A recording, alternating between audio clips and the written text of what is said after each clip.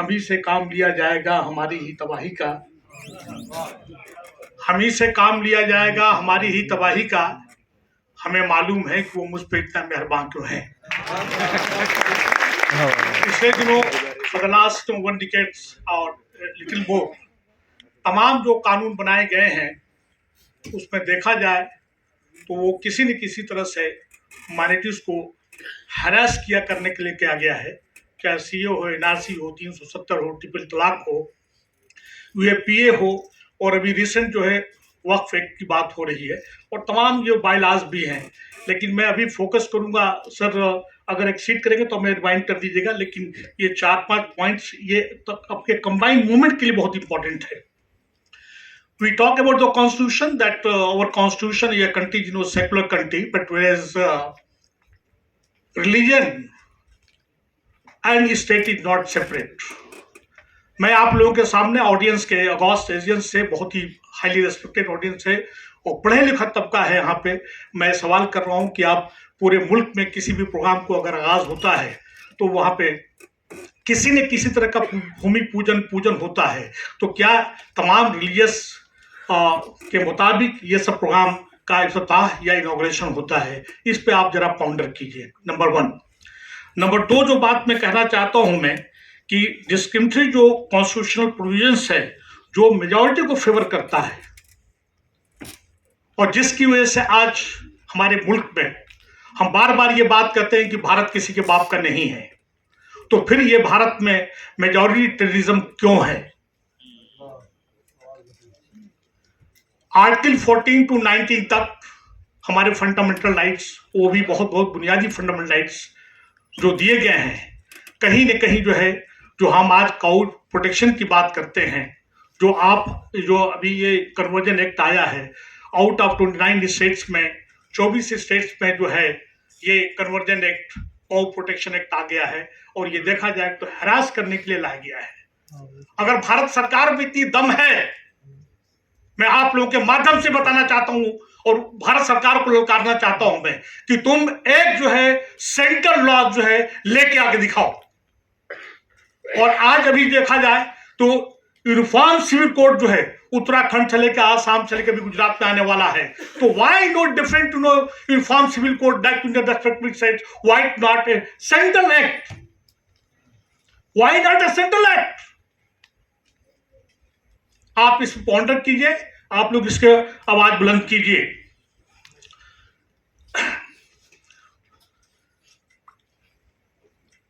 अभी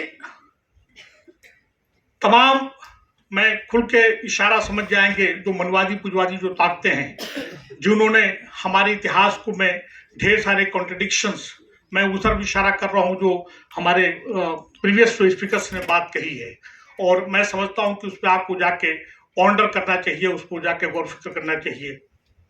कि ये क्या वजह है कि SC/ST लड़ रहा है, हिंदू मुसलमान लड़ रहा है। और मैं बता दूं कि एक मेरी बहुत ही सीनियर सिस्टर जो यहाँ पे इशारे में बात कर गई थी, वो हम उसको ज़्यादा टाइम तो नहीं लूँगा, लेकिन बता दूं कि ये जुबान की जो लड़ाई है, जो ये एक तरह से हमारी शिनाख्त को खत्म करने की बात हो रही है। दिल्ली में उर्दू और पंजाबी फर्स्ट लैंग्वेज है, उर्दू जो है सेकंड लैंग्वेज है। ये हमारी गंगा जमुनी तहजीब को खत्म करने की बात हो रही है, हमारी ये शनाख्त को खत्म करने की बात हो रही है। अभी इसी बगल में आज भी जो है इंस्टीट्यूशनल का प्रोग्राम चल रहा है फॉर द लास्ट 2-3 डेज, वहां पे इस पे कोई बात नहीं कर रहा है, कोई भी इस पे बात नहीं कर रहा है। और इनके जो संगठन हैं, आप देखिएगा इसमें जो हिट करने के लिए जो है, अभी जैसे कि फॉरेन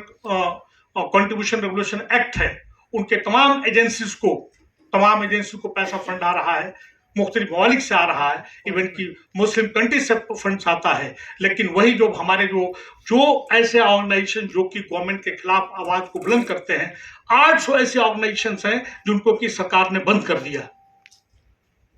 जिसमें बड़े इंपॉर्टेंट यहाँ पे तमाम हमारे बड़े ब्रदर्स यहाँ पे ऑन द डाइस बैठे हुए, उनको भी जानकारी है। और मैं एक एग्जाम्पल के तौर पे टिशरा सलवात का नाम लेना चाहूँगा। वो उसके फंड्स को बंद कर, जिस ऑर्गेनाइजेशन ने सेंट्रल गवर्नमेंट के ये स्टेट गवर्नमेंट के खिलाफ आवाज बुलंद की, उस ऑर्गेनाइजेशन को फंड को उन्होंने बंद कर दिया। आखिर में मैं ये बात कहना चाहूंगा कि ये तमाम जो है सिविल सोसाइटी के माध्यम से जो बंद किया जा रहा है, और ये अपनी जो है जो लॉज बना के जो मेट्रोरियन लॉज है, तो जो न्यूमेरिकल माइनॉरिटीज इस मुल्क में है, खास करके हमारे सिख्स है, क्रिश्चियंस है, जैन है, बुद्धिस्ट है, इसको ये कंट्रोल करना चाहते हैं, वो करेंगे। सर 1 मिनट और लूंगा मैं, जो ये आपका, ये मैं एक तरह से वार्निंग कर रहा हूं मैं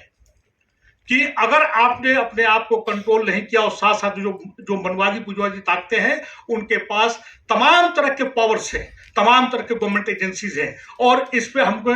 विरोधाभास कंट्रडिक्शंस लड़ाने के लिए thousands and thousands crore rupees जो है वो खर्च किया जा रहा है। अब असल मुद्दे पे जो मैं कहना चाहता हूं मैं, और खास करके जो इस प्रोग्राम के जो रूहे रवां इस पे बैठे हुए हैं लोग, उनसे मैं कहना चाहता हूं कि इस पूरे मीटिंग में जो है हम चाहते हैं कि हम लोगों को, सिख और मुस्लिम ब्रदर्स जो हैं, कल्चरल इंटीग्रेशन पे काम करें, इंटेलेक्चुअल इंटीग्रेशन पे काम करने की जरूरत है, और उसके साथ साथ एकेडमिक इंटीग्रेशन पे काम करना चाहते हैं। और आपका पंजाब लैंड जो है बहुत बड़ा फर्टाइल लैंड है। ये मेरी बदकिस्मती है कि पूरा पंजाब, जैसे असलम भाई ने कहा कि मैं चप्पा चप्पा घुमा हूं। असलम भाई को मैं बता दूं कि जिस तरह से ये हॉकी जुड़े हुए हैं, मैं रेसलिंग फेडरेशन जुड़ा हुआ था, तमाम वहां के जो रेसलर्स हैं मेरे दोस्त हैं वहां पे, आज भी मैं उनके साथ कॉन्टेक्ट में हूं, और मैं स्टेट लेवल का फुटबॉल प्लेयर हूं और यूनिवर्सिटी में खेला हूं मैं। तो जो इंपॉर्टेंट जो सिटीज हैं, अमृतसरी, जलंधरी, लुधियानवी, ये इंपॉर्टेंट देखिए कि इसका हमारा हिस्ट्री से क्या ताल्लुक है। हम एक जो है सिख ब्रदर्स के साथ